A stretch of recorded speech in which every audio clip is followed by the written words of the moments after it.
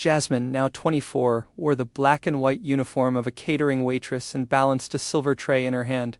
Her curls were tied back, her smile was polite, but inside she felt small, like she always had someone with no name, no roots, no history, until she saw the photo. It happened as she took a wrong turn looking for the staff restroom. Her footsteps echoed down a quiet hallway, private, forbidden. And then, in the middle of the corridor, she stopped. Her breath caught, her hands trembled. A framed photo hung on the wall. Not just any photo. At 4 years old. The pink dress, the shy smile, the curls like wild vines. She remembered that dress. She remembered that day. But how? How was this picture her picture here? In the mansion of one of the richest men in Chicago. My God, she whispered. It's me. She almost dropped her tray. Before she could think more, a sharp voice broke the silence. A security guard. Hey, you're not allowed here. She blinked, startled. I'm sorry. I got lost, she lied with a practiced smile. Back in the main hall, Jasmine tried to focus. Her body moved out of habit, weaving through crowds, offering drinks. But her eyes searched for him, the man who owned this place. Richard Blackwell, billionaire, CEO, public hero. And the man who had a picture of her as a child. There he was, smooth, polished, his tuxedo tailored to perfection. He smiled. As he shook hands with politicians and celebrities, he spoke to the crowd about his foundation for orphan children. He told stories about loss and hope. People clapped. Some even cried. But Jasmine felt sick because now she wasn't looking at a hero. She was looking at a man who had lied, and maybe worse. For as long as she could remember, Jasmine had been passed from one foster home to another. Social workers gave vague answers when she asked about her past. A fire had destroyed her birth records, they said. Her parents had died in an accident. There was nothing left. No names. I don't know, until now. Now she had a name, a photo, and a face.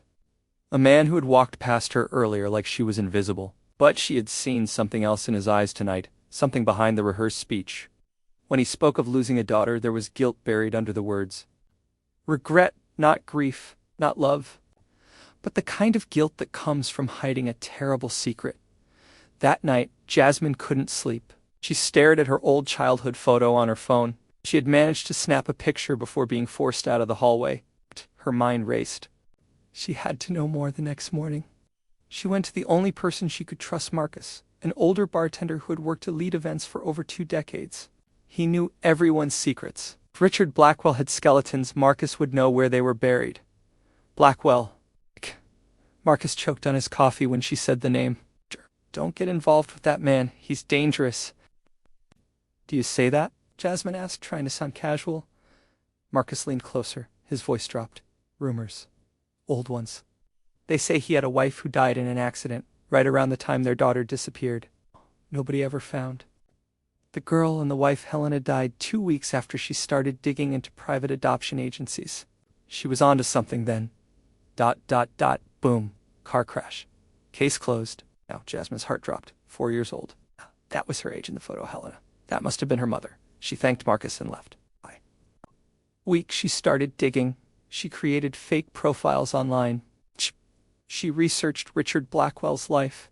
She read every article, every interview. She found photos of Helena, her mother. She printed everything. She built a timeline.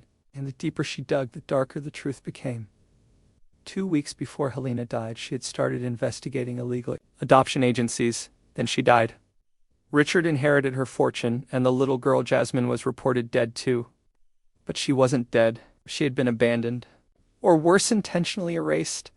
The only person who could help now was Margaret Santos, a retired private investigator who came to the cafe every morning for strong cappuccino. Jasmine served her like usual, then spoke up. I need a favor. Sounds serious. It is. Jasmine told her everything. When she was done, Margaret was quiet for a long time. Then she said, You're not looking for your father. You're hunting a predator. Margaret got to work. Days passed, and she came back with a folder. Instincts were right, she said, sliding papers across the table. Your father faked your death. Here's the forged certificate. And here's the insurance claim he filed afterward. Collected over $500,000 for you. Jasmine stared at the paper, her name, her fake death, her worth reduced to a number. That's not all, Margaret added.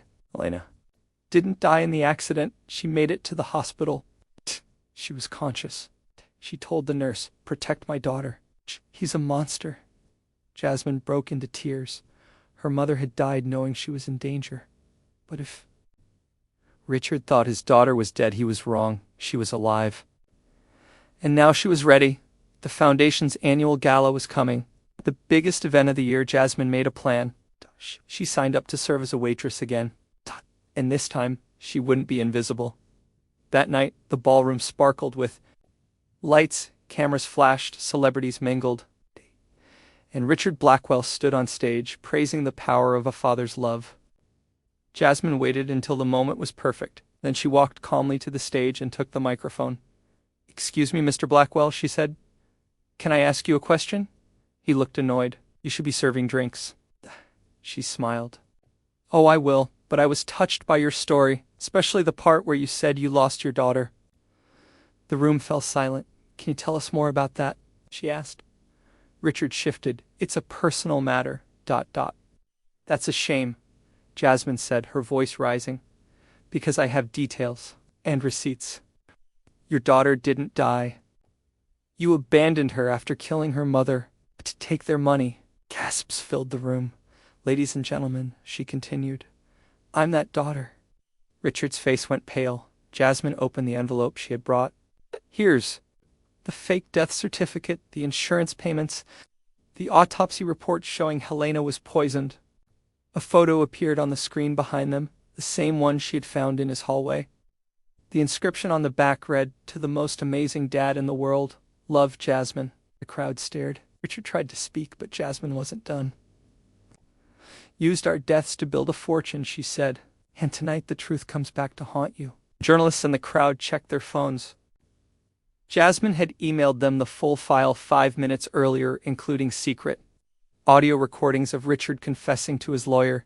"You planned this?" Richard whispered. "Of course," Jasmine replied. "Revenge is best served cold."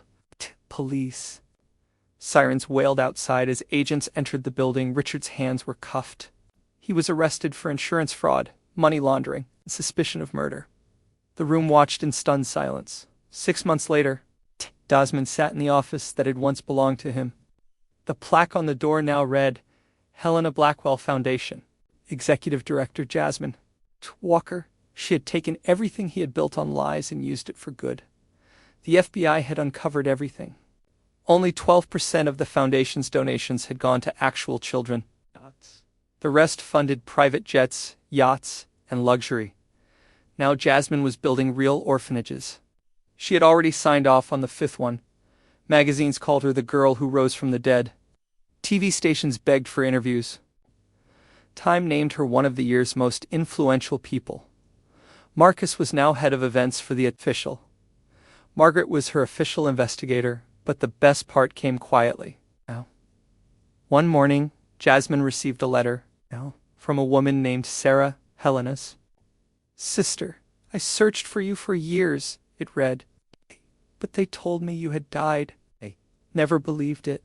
They met at a small park outside the city. "You have her eyes," Sarah said. Weeping, and for the first time in 20 years, Jasmine felt like a daughter again. She still carried scars. She always would. But now, she had truth. She had justice, and most of all, she had home. She had home.